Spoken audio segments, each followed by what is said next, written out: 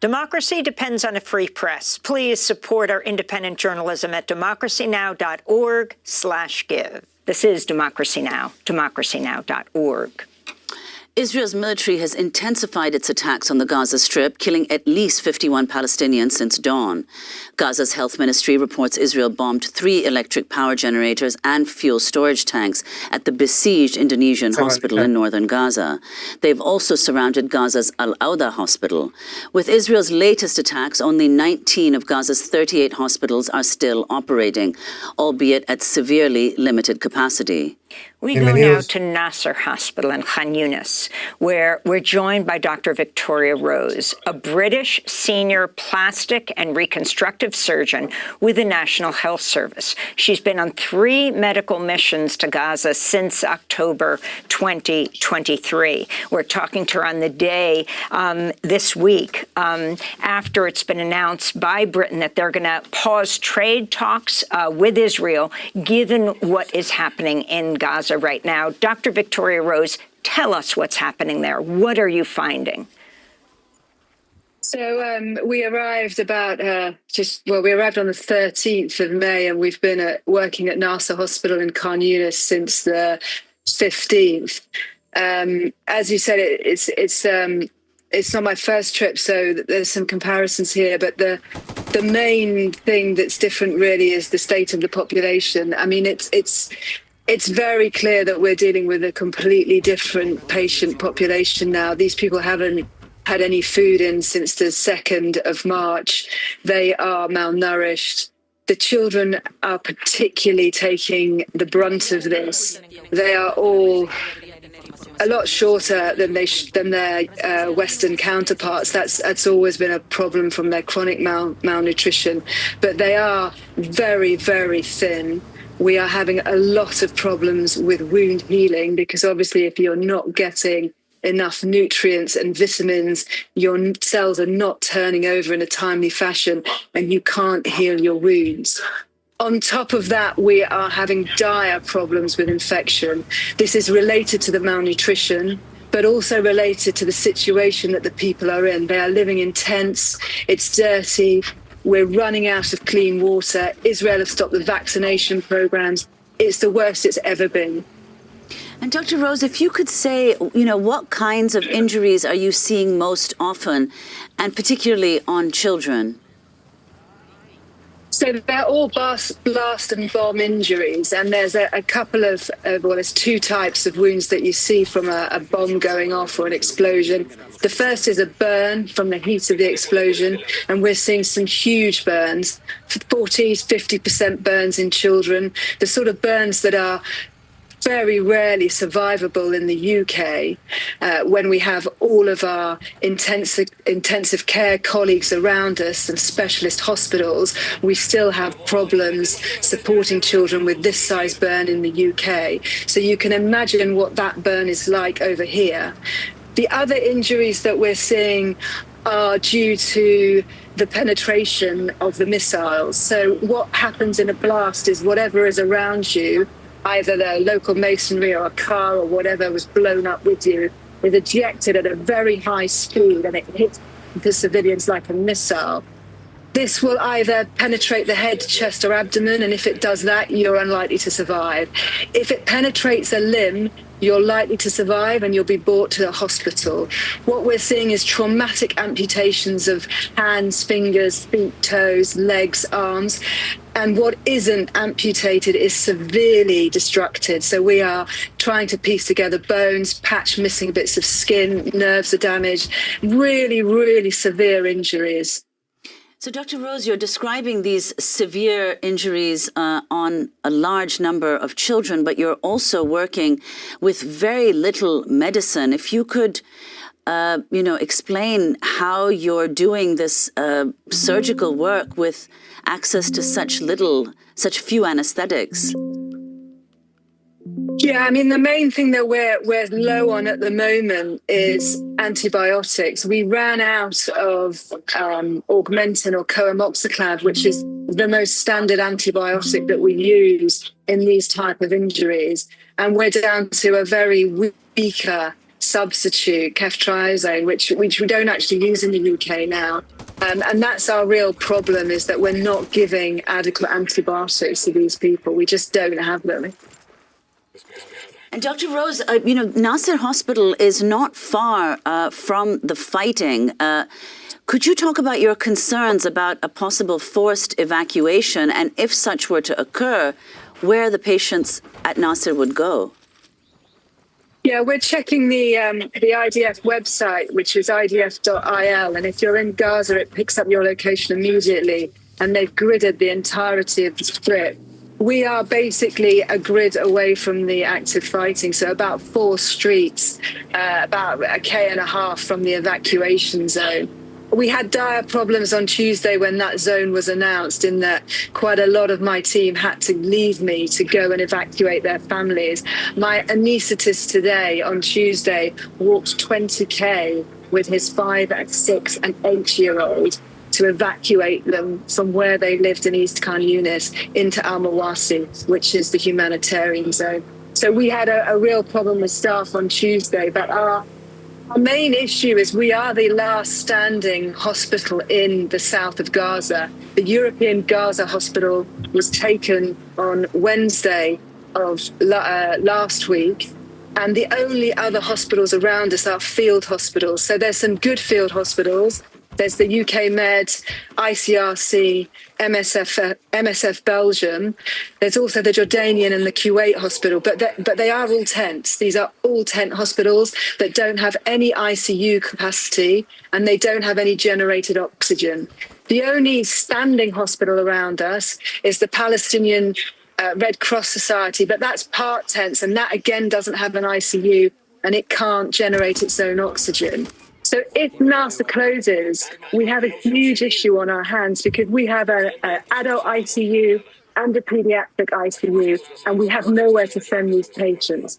Anyone here at the moment that's dependent on oxygen is also at risk. If Nasser closes, hundreds of patients will die. Let me ask you, Dr. Rose, if news of what's happening in the outside world is coming to you, in a moment we're going to talk to the former Labour leader of Britain, Jeremy Corbyn. But the fact that Israel's staunchest allies, UK, your own country, where the Prime Minister Starmer has said that the suffering of the innocent children being bombed again is utterly intolerable. And we're going to speak with an EU representative where the European Union is also putting pressure on Israel. Does that make a difference, and what are you ultimately calling for? It has made a difference. It does feel like finally our voices are being heard, but it is a shame that it comes so late. And I think we need a little bit more action than what we're seeing. Really, what we need is an end to this enforced blockade. As I said, we haven't had any aid or any food in since the 2nd of March. And the 9 trucks that came in yesterday are still parked in Israeli territory in Gaza, and the Palestinian trucks have not been allowed to pick them up. So it's really dire. I think we need to put the politics aside here. It's a humanitarian crisis, and Israel has got to open the borders to let food in, to let medical aid in, and to let aid workers in. And then you need to let us work safely.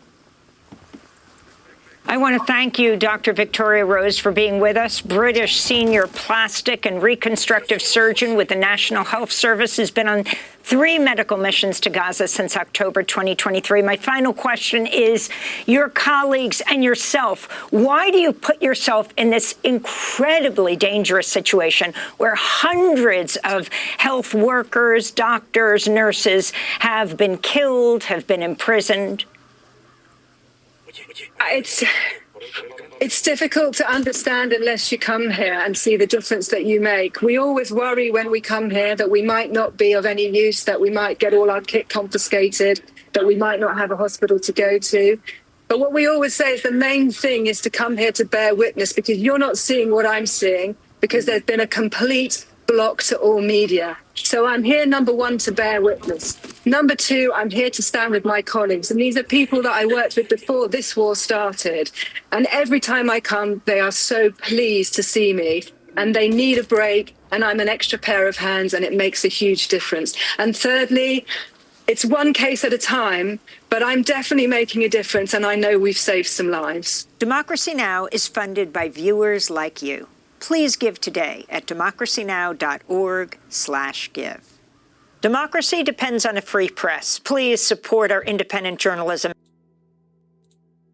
Free Palestine! So he waits till he knows there's cameras on, and then he screams it. Watch how nice they are. And he even puts his hand out for the guy to come grab it. No. Look how nice they're being to him. Free Palestine! Well, no, they just gotta get his message out. So that's the key part, that he had to yell free Palestine.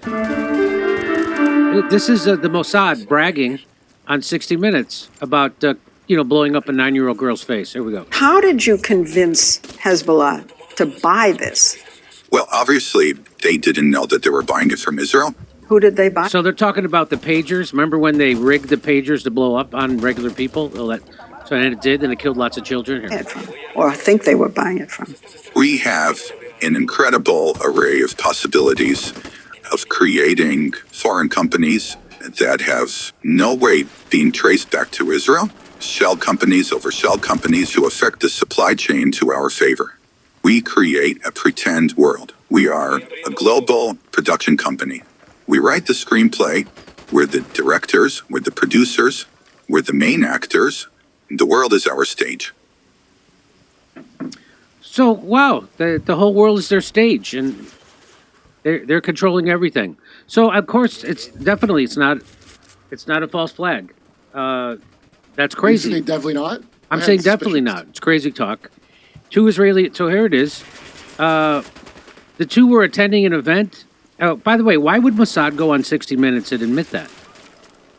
Well, because they wanted to brag about those exploding pagers that blew a 9-year-old girl's face off. That's why. Yeah, why wouldn't you brag about that? Why wouldn't you brag about that? An achievement like that. Jimmy, this is crazy, but after a show of Mothership, I have some stupid joke about we're definitely going to World War III. And I go, ever since we found out the Jews can blow up our vapes with a text message, I skim the article. It's a stupid joke. A guy comes up to me after, he goes, hey man, that was really funny. I'm Jewish, my brother's in Mossad, and they had that technology to blow up vapes in 2007. He told me they do that. So they were attending an event for young professionals at the Capitol Jewish Museum hosted by the American Jewish Committee. It's just amazing. Right? Like that. Those two people don't deserve. No, nobody's advocating violence. Of course, they're going to pretend like everybody's advocating violence who's for ending violence in Gaza. Somehow you're advocating. A young, violence. attractive couple. Yeah. That I think she was working. Like her dad said, the irony is she was like she was. The woman was actually trying to do outreach to Gaza and for Palestinians, but that's the guy. How you know Israel did it. That's how you know Israel killed her, because she did that. What do they do to people who do outreach to Gaza? Does anybody know the answer? Oh, they kill them. So, but the guy actually was IDF, so maybe that's Hannibal, the directive? Who knows? Hannibal directives for hostage situations. Oh, okay, that's right. It's just a simple false flag. Well, we don't know for sure, but it's very strange. So this guy is a 31-year-old Chicago native, Elias Rodriguez, so he's not Muslim. You know, Barry Weiss was so pissed off. So was Douglas Murray. He's not Muslim? He's never been? He's never been Muslim? He's never been? He's never been Muslim. Ah, damn it. You know it's driving them nuts. He must have been radicalized by Dave Smith. He must have been. He pretended to be a bystander after the shooting. So he shoots the people and then runs in. He didn't try to run away. He shoots them outside and then runs in. Again, this is all... Yeah, it's like a Luigi Mangione kind of setup, and he's got a manifesto. I'm going to tell you this straight up. I don't believe if there's a manifesto, I don't believe you that it's a real thing and not a false flag. It's the most cliche, hacky thing. It always doesn't really make sense. And so this is right after there were foreign diplomats in Gaza, foreign diplomats, and the Israeli army was shooting above their head. So that story didn't get any press, and this happened immediately after that, because that would have really been a bad story for Israel. So now that's totally not ever going to get talked about. Right. We need a wave of censorship, Jimmy. So an event has to happen so we can have a wave of, because they're not winning that war. You know, they look bad. Everybody's aware they're losing the public. They lost Piers Morgan. They lost Piers the biggest Morgan. rat fuck in the world. So they're losing everybody, and then all of a sudden this happens. It's like a totally coincidental. I don't feel like they won me back with this. When police arrived, the man turned himself in and shouted, "Free, free Palestine," while being handcuffed. By the way, it was the nicest arrest I've ever seen. We're going to show you the video in a second. It was they were so nice to him. I guess those cops weren't IDF trained? I guess they weren't. Metropolitan Police Chief Pamela Smith, a lady cop, said the man implied that he committed the offense. Well, now you know it's fake. He was allegedly seen pacing back and forth outside the museum before approaching a group of 4, shooting 2 of them with a handgun. And 31-year-old later went inside. Then he went inside the museum, where he was eventually detained. According to an eyewitness, he pretended to be a witness once inside the building, and he waited for the police to arrive for over 10 minutes. It's weird that they wouldn't have extra. It's weird. Because there's been a wave of anti-Semitism. You would think. You think they would Israeli have? People They would have security. You think they'd have security? In DC, there's big Right. fences around like all the other stuff. He went inside and he waited around for 10 minutes. I don't know. Another witness told CNN that she heard him say, "I did it for Gaza, free Palestine." So that's to make sure anybody who says free Palestine is a bad person and anti-Semitic. How would that help? How would that help Gaza? So this would not. So this is so what this guy did. Maybe this guy actually, is just a little off, and he was sick of it, and he decided to, if he would have, And he had a psychiatrist from the CIA. but killing 2 civilians, totally bad idea. Yeah, maybe he had a psychiatrist from the CIA. So here is our friend James Lee, and here's what he says. Okay, I guess I have to say this, but these 2 people did not deserve to die. I read that he had just proposed to her or was about to propose to her. Either way, I do not condone what happened to them. But what I will... So just take that in for a second. James Lee has to give a long disclaimer just so he can show us evidence. Just think about how... that? Just think about that. Okay, here we go. Wait, look at the top. This is one little critique I didn't notice before. Tragedy or false flag. It's not really an either or. If it's a false flag, it's also a tragedy. It's also a tragedy.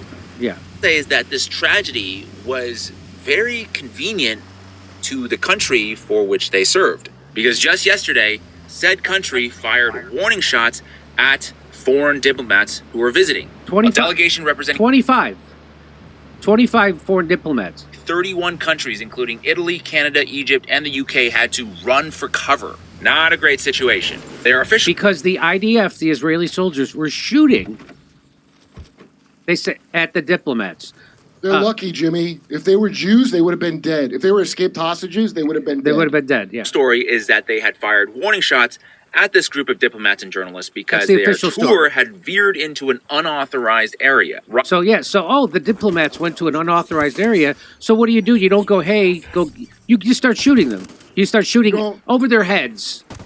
You don't give a friendly warning by shooting your gun over someone's head when they wandered into the wrong. Like somebody goes, "Where's the bathroom?" and they go in the wrong room. You don't shoot over their head. Here's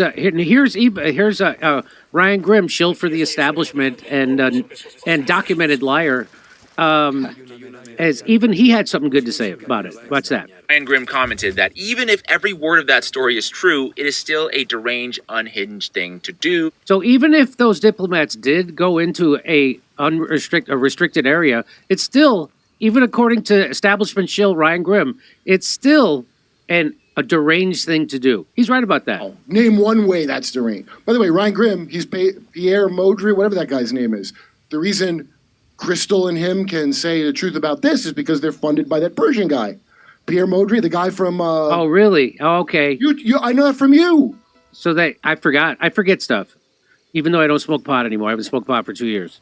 I smoke to remember, Jimmy. And I haven't had it in a Negroni for like 2 months. But anyway, who cares? That's my own personal. To which I say I completely agree. Anyway, a day later, this other thing happens. Day later. And I'm not saying that this isn't a coincidence, but the end result is that today the media cycle has completely shifted. Okay, the same search terms are now conveniently yielding very different results. Very. Funny how that works. Anyway, the last thing I'll say about this is that I think it's just a really bad sign for this country that a heinous act of violence like that happens and a not so insignificant percentage of the population thinks either A, they had it coming, or B, that it was some kind of false flag operation perpetrated by the victims themselves. Not an ideal situation, let's just put it that way.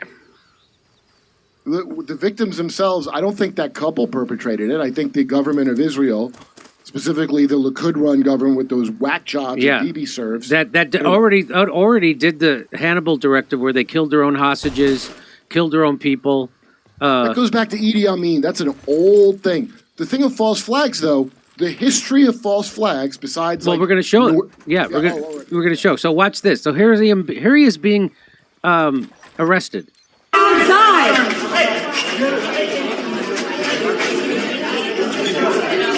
No. Look how nice they are. Free Palestine! So he waits till he knows there's cameras on, and then he screams it. Outside! Watch how nice they are. And he even puts his hand out for the guy to come grab it. No. Look how nice they're being to him. Free Palestine! Well, no, they just gotta let him get his message out. So that's the key part, that he had to yell free Palestine. So Boy, that's a bad phrase, because that led to this guy who's not a Palestinian killing those two people. That's right. Jimmy, that's bad if you say that. So Lord Bebo tweeted this out. This is a former British MI5 agent, and she's going to explain how the Mossad actually bombed their own Israeli embassy in London in 1994 and then framed two prominent Palestinian activists who are still in prison to this day. So here's like the England's CIA person. Watch what she says. But the two cases that really got us, first of all, there was a false flag attack in London in 1994, where a car bomb exploded outside the Israeli embassy in the centre of London. Now, I remember this vaguely. We're talking 14 years ago. It's a long time But ago. it was huge at the time. I mean, it was a huge worldwide story. Yeah. In fact, there'd been an earlier attack against some Jewish interest section in Buenos Aires earlier that year as well. Similar sort of MO, modus operandi, with a car bomb driven and parked outside that exploded. Very minor injuries, that was all. Nobody was killed. And it was a very sophisticated device. It appeared to eat itself, eat all the forensics. Now, this is very, very rare. Even the IRA, which is a very sophisticated terrorist organisation, could not make bombs that effective. So it looked like a sort of fairly technical person had put that together. But what emerged from that, the senior MI5 officer who was in charge of the investigation into it and had seen all the evidence but also all the intelligence, which isn't necessarily admissible in court, wrote his formal assessment at the end of the case. And he said he reckoned that Mossad, the Israeli External Intelligence Agency, had bombed their own embassy. Sort of controlled explosion outside the embassy. And as I said, that was a senior MI5 officer. That was his formal verdict. If you read that on the internet now, you would say that sounds like some mad conspiracy theory. But it wasn't. This was the official position of MI5. And he said that they did it for two reasons. One, they were always hassling MI5 for increased security around their embassy and other interests in London. Because, of course, London had a reputation of giving safe haven to Arab dissidents from around the world at that point. And MI5 kept saying, well, there's no reason to increase the threat assessment. You don't need extra protection. So letting off a controlled explosion outside, of course, they immediately got what they wanted there. But crucially, two innocent Palestinians were arrested, charged and convicted of conspiracy to cause that attack. And they were very active in a Palestinian support network in London, political campaigning for people on the West Bank and the Gaza Strip. And they were gaining some traction in the media. They were getting quite a lot of support. So by arresting these people and framing them for an attack and sticking them in prison, the whole network just shattered and hasn't got back on its feet to this day. So that would be a clear political advantage. So, again, not saying that this is. We're saying that how many times did I say when they look for false flags to happen, because the world is turning against what Israel's doing right now, meaning even Keir Starmer is saying things, people are saying things in Parliament, countries are starting to do sanctions. They lost Piers Morgan, for F's sake. Yeah. So that's what the turning point, Jimmy. So this is disgusting. Israel is using their deaths so shamelessly. These people died just to be used to justify genocide. Just let that sink in. Anti-Semitism and false flags are Israel's superpower. And here's in the Telegraph, Starmer blamed for emboldening anti-Semitic attacks. Starmer, Starmer, the Prime Minister of the UK, who finally said something a little critical of what's happening. That now they're blaming him. He did it. It's his fault. Israel minister accuses Western leaders of giving backing to hatred against Jews. Nobody hates Jews. I love Jews. In fact, most of the Jews I know are anti-Zionists, and they're anti. I only know the truth about Israel because Jews told me That's it. right. That's right. I wouldn't have looked. But look at that. They're using their deaths so shamelessly. Oh, you mean like the Holocaust? Like, what do you think they're going to do? Not do that? Anti-Semitism is a form of natural gas for Israel. Israel and Zionists have to have it, or they cannot sustain the country. If they don't have anti-Semitism, their country falls apart. And frankly, people aren't generating enough for them to power their golem anymore. Even Grok thinks that was staged, by the way. The video captured inside the D.C. Jewish Museum shows a man being escorted by security personnel in a manner that appears unusually calm and staged, leading to speculation of a false flag operation where an event is orchestrated to appear as if carried out by a different party to justify certain actions or policies. The man's deliberate placement of a kafifa, a symbol of Palestinian nationalism, on the floor before being escorted away, along with the calm demeanor of the lack of struggle, suggests a pre-planned scenario rather than a spontaneous reaction to a double homicide, as typically expected in such high-stress situations.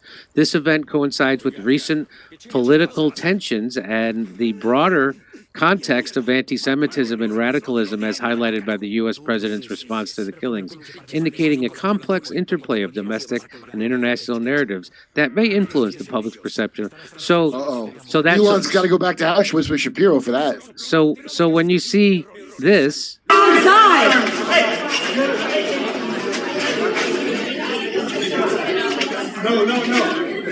This is one of the nicest... Look how nice they are. Free Palestine! Free Palestine! It is uncannily civil, the way they're dealing with that guy who just murdered 2 people. Yeah, Jimmy, remember this is a while ago.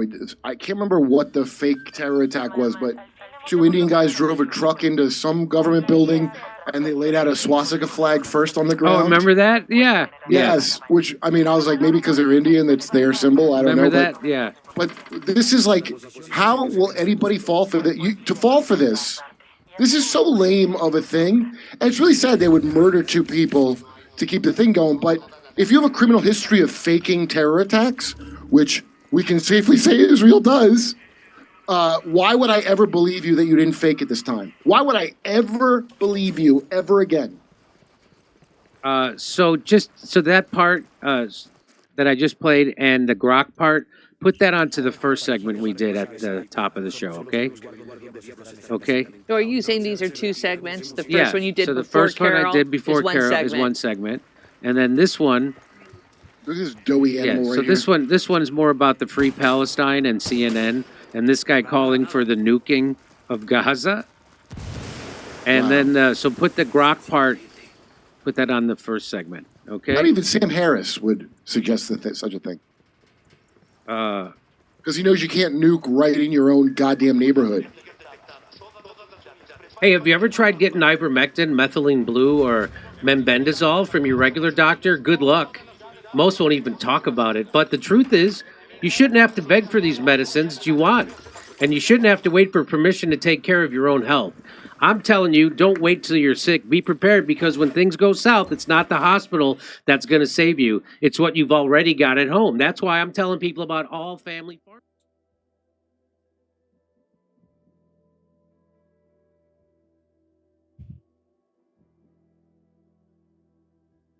Dominance is over. The era of uncontested U.S. dominance is over. Today we face serious threats in China, Russia, and other nations determined to beat us in every single domain.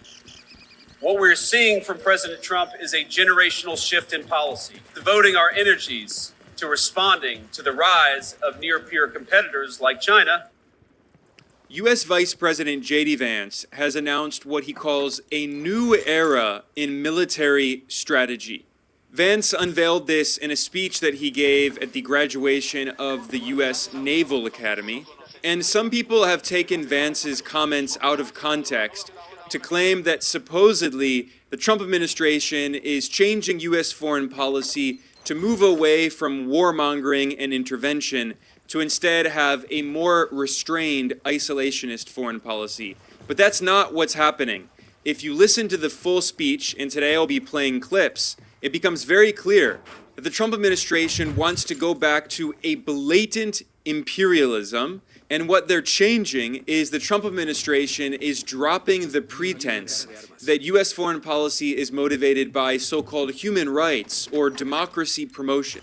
J.D. Vance is making it clear that no, the U.S. empire is going to continue to wage wars and is going to act very aggressively and try to win those wars using overwhelming military force, but not in the name of so-called democracy and human rights, but rather in the name of extending U.S. imperial power and trying to maintain U.S. dominance in what Washington sees as U.S. imperial spheres of influence. J.D. Vance laments the fact that the U.S. empire has lost its unipolar dominance of the planet, and today it faces so-called threats from principally China. In the wake of the Cold War, America enjoyed a mostly unchallenged command of the commons, airspace, sea, space, and cyberspace. But the era of uncontested U.S. dominance is over. Today we face serious threats in China, Russia, and other nations determined to beat us in every single domain. So this is not a return to isolationism, as some of Trump's supporters are claiming. No, on the contrary, J.D. Vance makes it very clear in the speech that the U.S. empire is preparing for more wars in the future.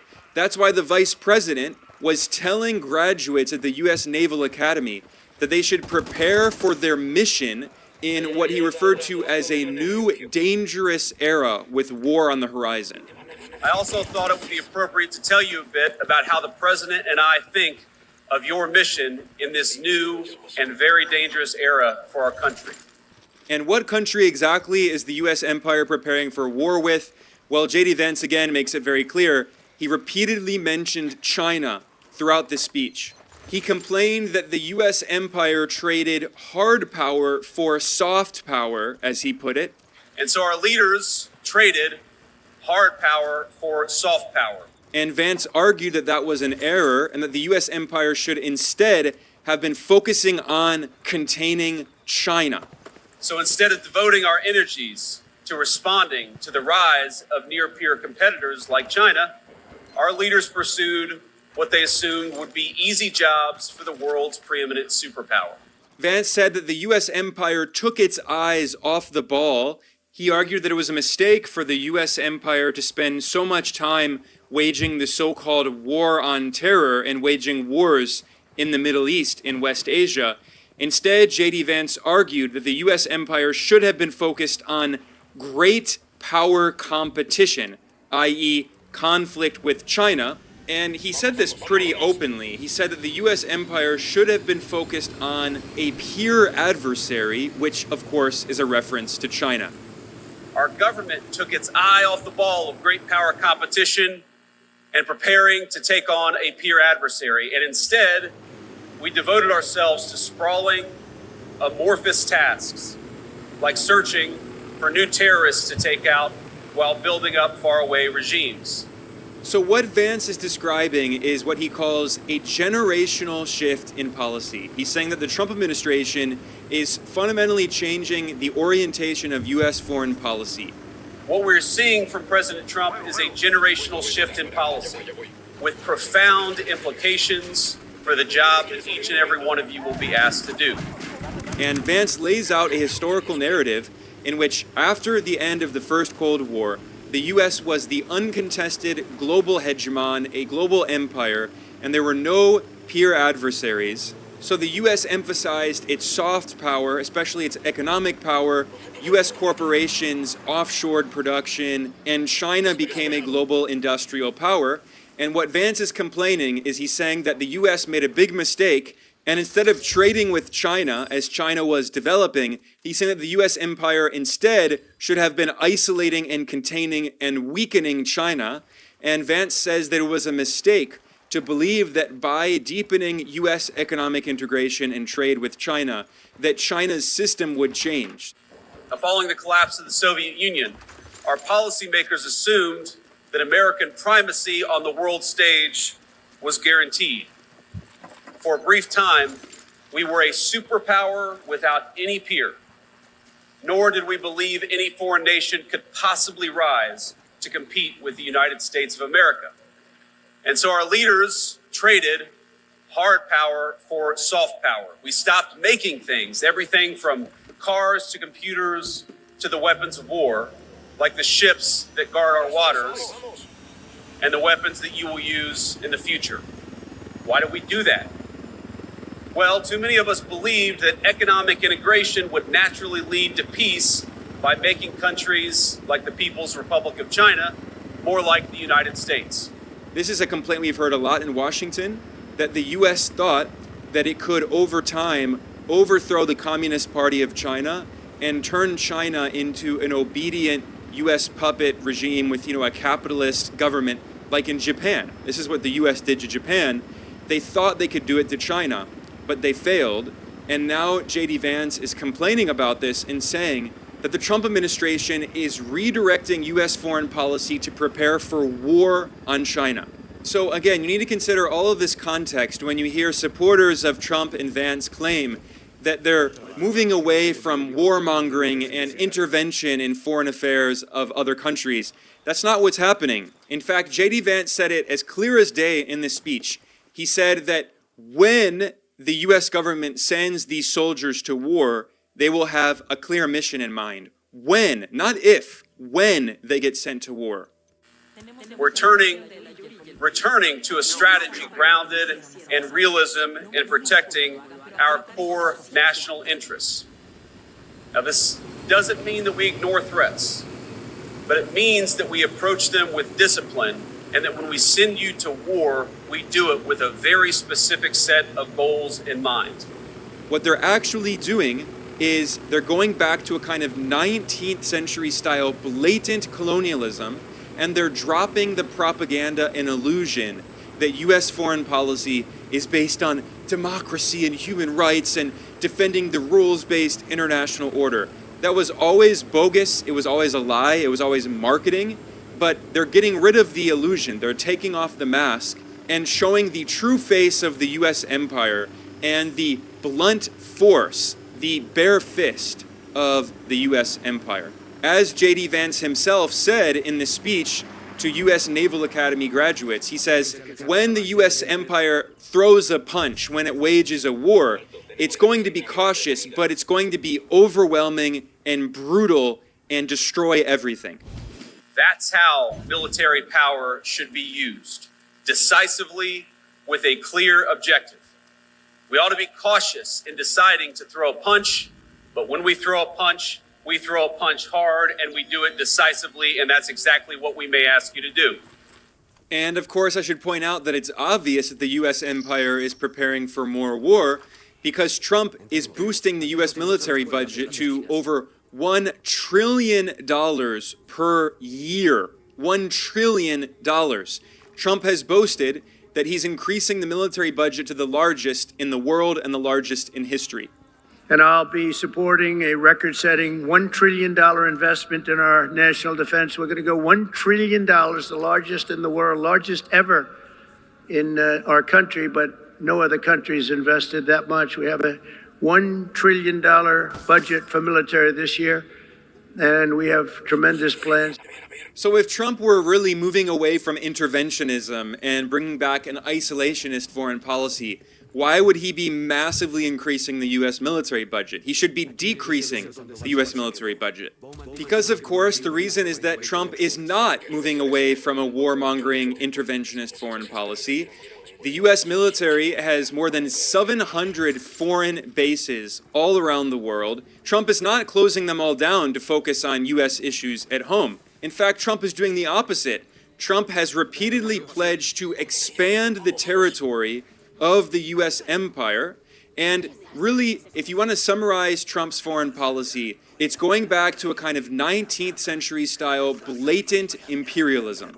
Trump wants to go back to the 19th century. He admires McKinley, the former U.S. president, who was a blatant imperialist. Under McKinley, the U.S. empire expanded significantly, and it colonized Puerto Rico, Cuba, the Philippines, the Samoan Islands, and Hawaii.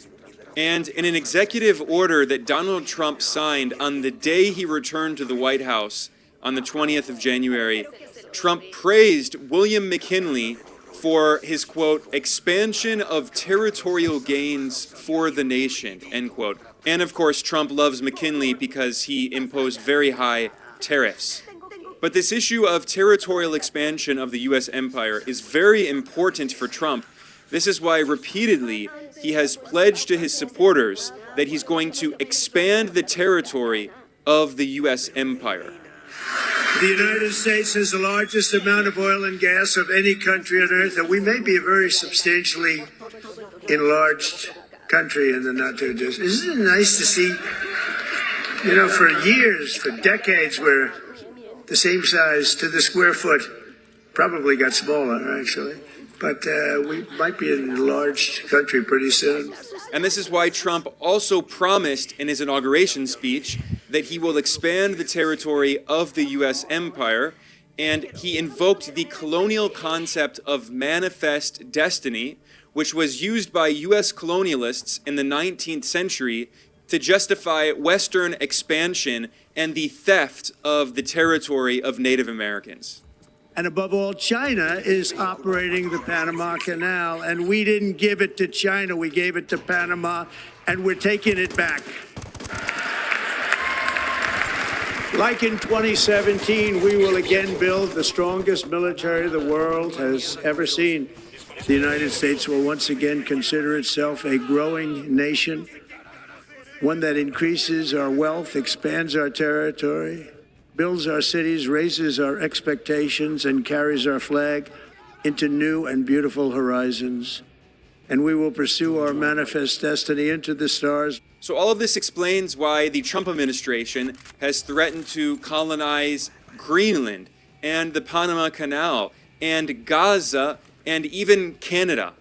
Because Trump and his Vice President J.D. Vance want to make the U.S. empire as powerful as possible. They recognize that we're now in a multipolar world, and instead of acknowledging that the U.S. empire is no longer the global hegemon, they want to prepare for war against China and maximize the influence and power of the U.S. empire, especially in the Western Hemisphere. And top U.S. officials have repeatedly invoked the Monroe Doctrine, which is an over 200-year-old colonial doctrine. So Trump and Vance are essentially saying the U.S. empire owns the Western Hemisphere. Latin America and the Caribbean belong to the U.S. empire in their imperialist view of the world. And another clear example of the kind of warmongering rhetoric that we hear from the Trump administration is that top U.S. officials have tried to rebrand U.S. soldiers as war fighters. This is a term that J.D. Vance used in his speech at the Naval Academy. The tens of thousands of warfighters. And this is also a term that is constantly used by Trump's defense secretary, Pete Hegseth, a former Fox News host who was made the head of the Pentagon. He's constantly talking about the U.S. military's brave war fighters. Ever since I've taken this position, the only thing I care about is doing right by the war fighters, by the troops. In short, we want the biggest, most badass military on the planet, on God's green earth. So Trump wants the world to think that he's a peacemaker and he's against war, but his administration is rebranding U.S. soldiers as war fighters. If they don't want to fight war, why do they keep calling themselves war fighters? They're obviously preparing for war. Trump is not a peacemaker. It's just cynical PR. Another clear example of the Trump administration's warmongering is in the speech that J.D. Vance gave at the graduation of the U.S. Naval Academy. He boasted of the bombing of the so-called Houthis of the group Ansar Allah in Yemen, and he bragged that the U.S. military used overwhelming force. And consider how this played out in just the last major conflict we engaged in with the Houthis over in the Middle East. We pursued that goal through overwhelming force against Houthi military targets, In fact, J.D. Vance argued that Trump's war on Yemen established a clear red line and was a message, a threat to other countries that if the U.S. targets a country for war, it will use superior force and superior weapons to destroy them. With the Trump administration, our adversaries now know when the United States sets a red line, it will be enforced. And when we engage, we do so with purpose, with superior force, with superior weapons, and with the best people anywhere in the world. Now, the last thing that I'm going to say about this speech that J.D. Vance gave is that he made a very funny comment that is quite ironic if you know anything about the Trump administration. Vance claimed that the Trump administration is moving away from what he called ideological crusades and getting back to a hardline, direct, blunt foreign policy. Now, that shift in thinking from ideological crusades to a principled foreign policy will help restore the credibility of American deterrence in 2025 and beyond. That's hilarious because the Fox News host who is now serving as the defense secretary under Trump, Pete Hegseth, is a self-declared crusader. He is on an ideological crusade, proudly. In 2020, Trump's defense secretary published a book titled American Crusade, and he referred to this as a holy war. On the first page, he called it a holy war, proudly. And who is the target of this holy war? China, the international left, and also Islam, Muslims around the world. This is the guy who is running the military, the Pentagon, under Trump, while J.D. Vance, the U.S. Vice President, claims that the U.S. is moving away from ideological crusades. No, it's not actually. Instead, what the U.S. empire is doing is rebranding. It's dropping reference to democracy and human rights and the rules-based international order. No, it's getting rid of all of that propaganda, which was always fake, which is associated with the Democrats. And instead, Trump and Vance and the Republicans want to go back to a kind of blatant 19th century style imperialism where they boast of how powerful the U.S. empire is and how it can destroy any adversary and beat up small countries like Yemen and bomb them in order to maximize the power of the U.S. empire, which Trump wants to physically expand by colonizing Gaza and Greenland and the Panama Canal and Canada and Mexico and who knows what other countries will be the next targets of the U.S. empire. That was the real goal of the speech that J.D. Vance gave at the graduation ceremony of the U.S. Naval Academy, announcing a new era of U.S. imperialism. And of course, the main target of the U.S. empire in this new era is China. This has been reiterated constantly by probably the second most powerful person in the U.S. government after Trump, who is Marco Rubio, who's now not only the Secretary of State that is overseeing U.S. foreign policy, but also he's the head of the U.S. National Security Council. He's the National Security Advisor. Marco Rubio is only the second person in U.S. history after Henry Kissinger to serve simultaneously as Secretary of State and National Security Advisor.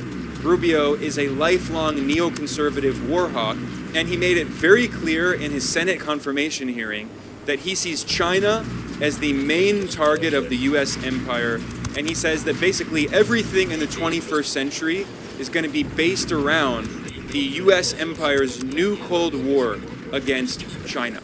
The Communist Party of China leads PRC, is the most potent and dangerous near-peer adversary this nation has ever confronted. They have elements that the Soviet Union never possessed. They are a technological adversary, a competitor, an industrial competitor, an economic competitor, a geopolitical competitor, a scientific competitor now, in every realm. It's an extraordinary challenge. It's one that I believe will define the 21st century. When they write the book about the 21st century, there's going to be some chapters in there about Putin. There's going to be some chapters in there about some of these other places. But the bulk of that book about the 21st century will be not just about China, but about the relationship between China and the United States and what direction it went. If you want to know more about the U.S. military's very serious preparations for war with China, in the description below, I will link to another report and a video that I did about how the Pentagon and also Silicon Valley big tech corporations are preparing for war on China. On that note, I'm going to conclude. I am Ben Norton. I'm the editor-in-chief of Geopolitical Economy Report. Please like and subscribe. Please share this. I want to thank everyone for joining me today. I will see you all next time.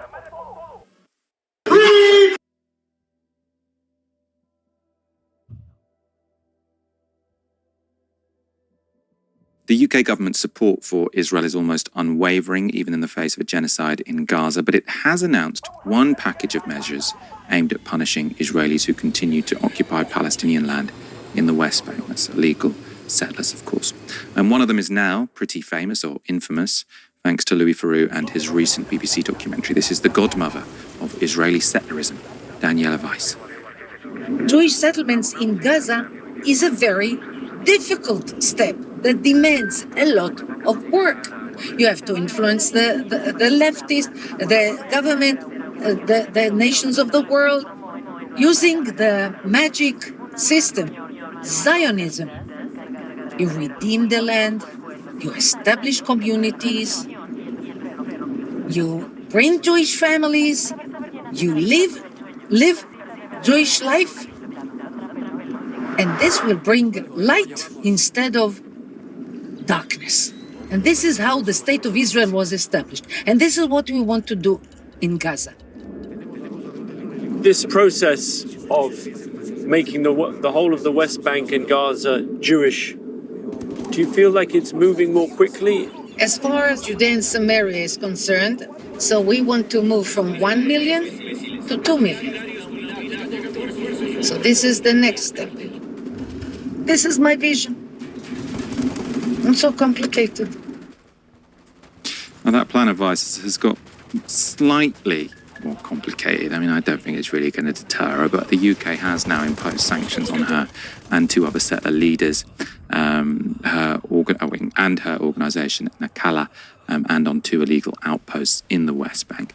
The move means that any UK assets Weiss has will be frozen, she'll be restricted from using UK financial institutions, she'll be subject to a travel ban. It's not a lot, it's pretty late, especially given Weiss has been spreading her racist ideas for decades. This is from a Haaretz interview in 2022. People say to me, why don't you explain to the Jews in the United States what is exactly behind your thinking? I explain. But I'm laughing because the right word for it, you have to brainwash all the time. You have to say, to explain it, to live it, to cope with it. My husband says to me, why do you speak to your children all the time about Zionism, pioneers in Judea and Samaria, settling, and all my family are settlers here? Because this is the only way to continue Zionism. I mean, if Zionism is a very expansionary project, that is the only way to continue it. And obviously, what she's indoctrinating her children to believe is that you should expel Palestinians because of their ethnicity and steal their homes, essentially. Weiss is, of course, nothing if not consistent. Here she is back in 1987. I don't see how any person, whether Arab or of any other nationality or any other origin, finding his future here unless he fully 100% identifies with the Zionist idea. And the Zionist idea is a state for the Jewish nation. This is identifying with our tradition, with our faith, with our will to build a state for the Jews, period. And what we exactly want is a state only for the Jews. Sometimes people are afraid to say it because it sounds racism, it sounds discriminatory. Yes, if they want, they are more than welcome to identify with the Zionist idea.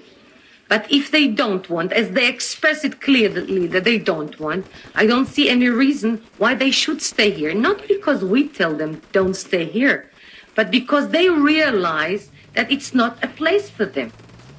Of course, I mean, again, this is another one of those UK policies where you sort of, we're going to put some sanctions on the lady that appeared in the Louis Theroux documentary, but not on Netanyahu, who has been enabling this for decades. Right? If you want a guy who was responsible for the expulsion of Palestinians from their home, yeah, Daniela Weiss is like, she's a sort of caricature of evil.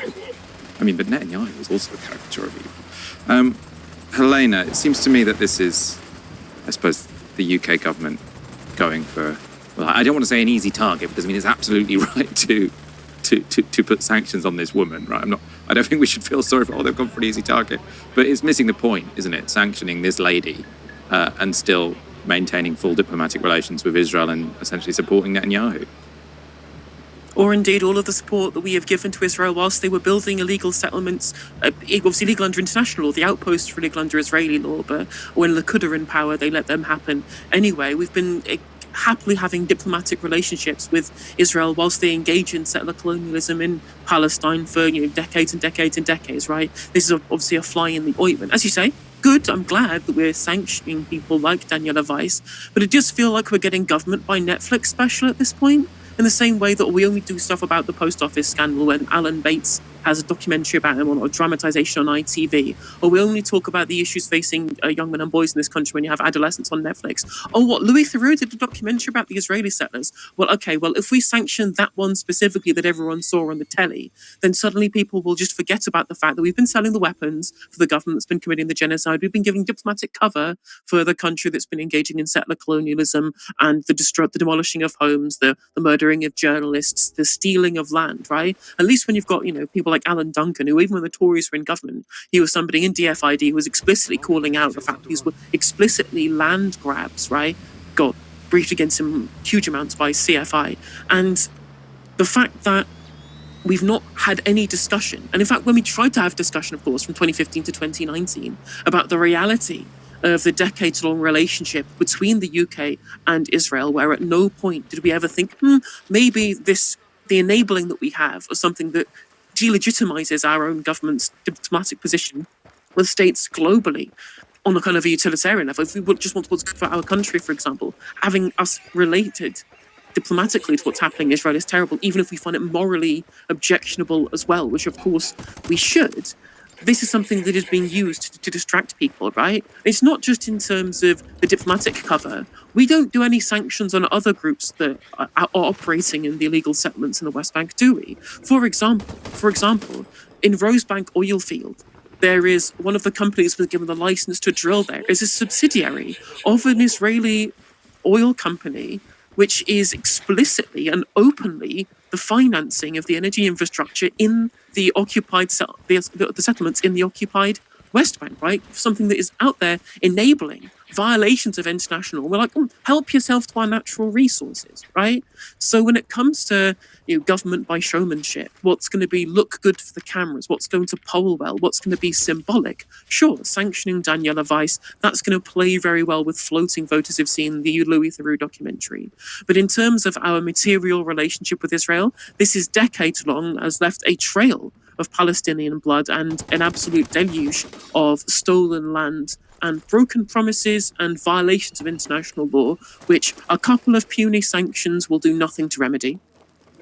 I know they did it on yesterday's show, so we're not going to sort of pour over it again, but sort of David Lammy telling Zara Sultana, you're just asking questions for a Twitter clip from the same person whose policies towards Israel sort of consist of sounding angry, putting sanctions on the lady from the documentary, but then continuing to sell arms to the actual Israeli government, who are actually supporting the crazy lady from the documentary and who are actually committing a genocide in Gaza.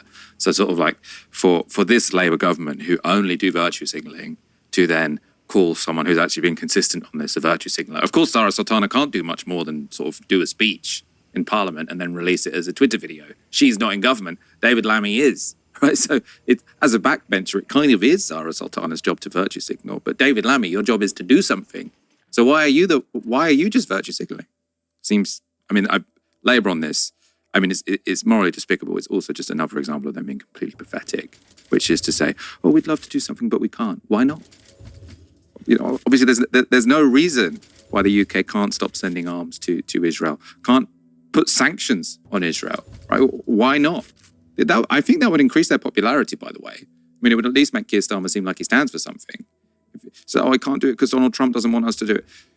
all the leaders in the world who've stood up against Donald Trump have actually, done pretty well from it. Look at Mark Carney in Canada, look at Albanese in Australia. So the idea that sort of like, oh, it'd be too difficult to do this, so we're just going to sort of put some sanctions on the crazy lady from the documentary.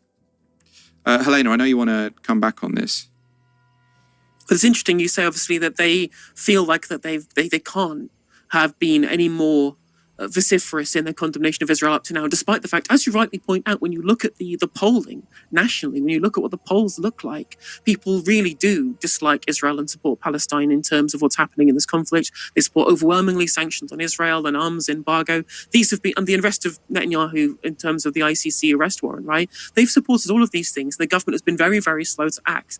There was a piece in The Independent that said, oh, well, the only reason why the Keir Starmer and David Lammy have been so reticent to show a little bit more kind of vociferousness in calling out Israel, and that we've got to the point where they're facilitating genocide and doing all of this too little too late, is because of Jeremy Corbyn still living rent-free in the heads of UK journalists. But of course, this shows you, again, what 2015 to 2019 was all about, the demonization of the position that he held with regards to what was happening between Israel and Palestine. It was to get to a point to manufacture the consent to the point where we get to the place where politicians feel too scared to stop facilitating genocide because they might get criticized in the way Jeremy Corbyn got criticized from 2015 to 2019.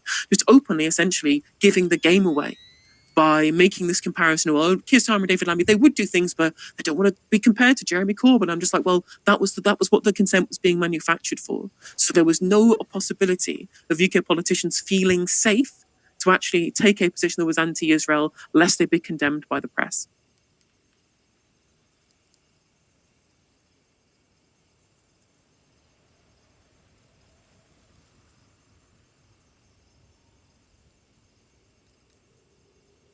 Cámara, bandita.